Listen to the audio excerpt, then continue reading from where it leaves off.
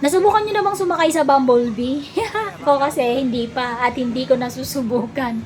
So, isa yan sa mga rides na nakita namin nung pumunta kami dun sa may seaside sa may Mall of Asia. So, madaming nakasakay dyan. Actually, yan yung may pinakamadaming nakasakay kasi hindi siya ganun kabilisan at mababalan din yung kanyang nililiparan. Kaya madaming nakapila dyan at maraming nakasakay. Guys, nung pumunta kami, ayan o.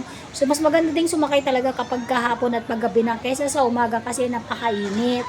At mahaba din yung pila dyan. So, isa rin sa pinipilahan na nakita namin dyan ay yung bump car or bump car.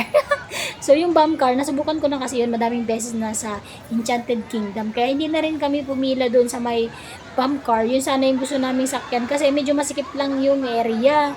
So, ayan, in-enjoy lang namin yung panonood ng mga time na yan. At sulit din naman talaga kasi yung gala namin. Kasi tumambay kami sa seaside. Tapos, nung mga paggabi na or yung mag-late night na is doon kami tumambay sa loob. Kaya sulit talaga yung gala namin dyan sa Mall of Asia. Kaya kung kayo magawi din dito, pareho sa may seaside at saka sa loob ng mall, guys, ang galahan nyo para sulit.